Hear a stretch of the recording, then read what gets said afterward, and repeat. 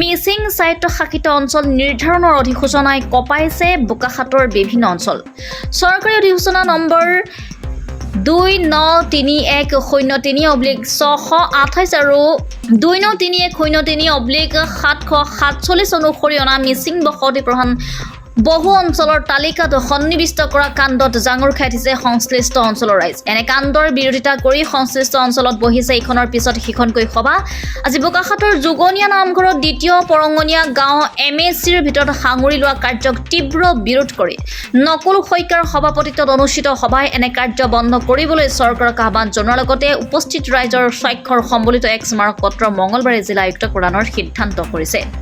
কথাটো হৈছে যে এই গাঁওখন আজি ককাদেউতাৰ দিনৰ পৰা দ্বিতীয় পৰঙনীয়া বুলি আমি জানো আৰু এতিয়া এই মুহূৰ্তত এনে চক্ৰ চৰকাৰী পক্ষই হওক বা মিচিং অট'নমাছৰ কোনোবা বিষয়ববীয়াই হওক এনেকুৱা এটা পৰিকল্পনাৰে কিন্তু গোটেই গাঁওখনক কিন্তু দ্বিতীয় পৰঙনীয়া মিচিং গাঁও কৰি পেলালে। আচৰিত কথাটো হৈছে যে ইয়াত যিহেতু গোটেই জেনেৰেল মানুহ আছে, ইয়াত জেনেৰেল মানুহৰ পতা আছে, ইয়াত 4-5 ঘৰমান মানে মিচিং সম্প্ৰদায়ৰ মানুহৰ পতা আছে, কিন্তু তাৰ স্বত্তেও ইমান কৌশলগতভাৱে 1299টা কিন্তু টোটেল ভোটাৰ দেখুৱাইছে। তাৰ পৰিৱৰ্তে তেওঁলোকে দিয়া কাগজখনৰ ভিত্তিত কৈছোঁ, আৰু তাৰ পৰিৱৰ্তে তেওঁলোকৰ 1160টা তেওঁলোকৰ মিচিং ভোটাৰ দেখুৱাইছে আৰু জেনেৰেল ভোটাৰ মোটামুটি 100 কেইটাহে হ'ল। যিহেতু এই গোটেই বিশাল পৰিসৰটোত 1100 কিমানটা টোটেল ভোটাৰ থকা এলেকাটোত 1163টা আপোনাৰ টোটেল ভোটাৰ আছে, কিন্তু তাৰে 312টা আছে আপোনাৰ মিচিং ভোটাৰ আৰু 751টা আছে আমাৰ জেনেৰেল ভোটাৰ।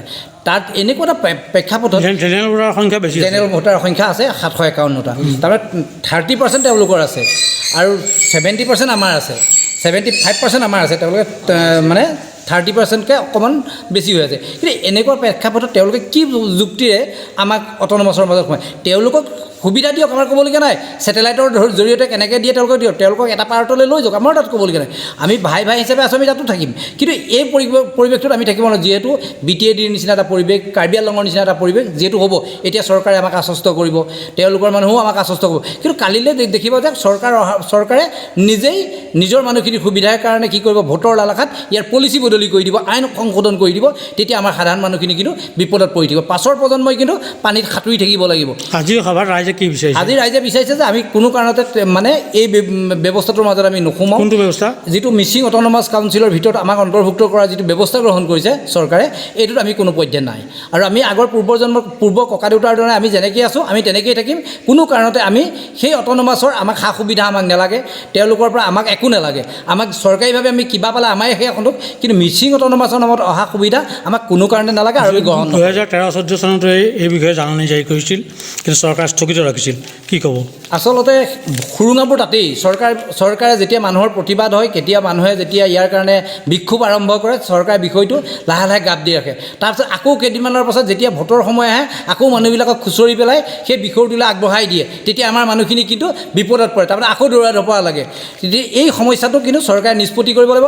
যদিহে মানে লোকশুনানি হয়, কিবা ব্যৱস্থা হয়, তেতিয়াহ'লে আমাক লগালগে, যিহেতু হুকুম নলৰে হাকিম লৰে, কিন্তু ব্যৱস্থা যেতিয়া হাকিম থাকিব, হাকিম থাকোঁতে আমাক হুকুম শেষ কৰি থৈ যাব লাগে। এই মাত্ৰ আপোনালোকে কি সিদ্ধান্ত কৰিছে, কি কৰিব? আমি কৈছোঁ যে আমি কোনো কাৰণতে নাথাকোঁ। যিহেতু দ্বিতীয় পৰঙনীয়া বুলি আমাৰ এখন গাঁও আছে, সেই দ্বিতীয় পৰঙনীয়াতে আমি থাকিম, কিন্তু আমাক দ্বিতীয় পৰঙনীয়া মিচিং গাঁও বুলি আমাক নালাগে, আৰু তাত কিন্তু মিচিং অট'নমাছৰ কথা আমাৰ লগত আহিব নালাগে। মেমৰি নাম দিয়াৰ চিন্তা? ইতিমধ্যে আমি কালিলৈ মেমৰি নাম দিবলৈ যোৱাৰ সিদ্ধান্ত গ্ৰহণ কৰিছোঁ। গতিকে প্ৰত্যেকটো এলেকাৰ পৰা কাইলৈ ৰাইজ যাব, আমিও দ্বিতীয় পৰঙনীয়া সমূহ ৰাইজ কাইলৈ যোৱাৰ সিদ্ধান্ত গ্ৰহণ কৰিছোঁ। তেখেতক লগ কৰিব। লগতে শিলজুৰি কাকজুৰিত ৰাইজেও মঙলবাৰে একে উদ্দেশ্যে স্মাৰক পত্ৰ প্ৰদান কৰিব। উল্লেখ্য যে 2 নং পৰঙনীয়া গাঁৱৰ মিচিং গাঁও ৰূপে অধিসূচনাত উল্লেখ পালেও এই অঞ্চলৰ ভোটাৰ তালিকাত থকা 1163গৰাকী ভোটাৰ মাত্ৰ 312গৰাকীহে মিচিং ভোটাৰ আছে।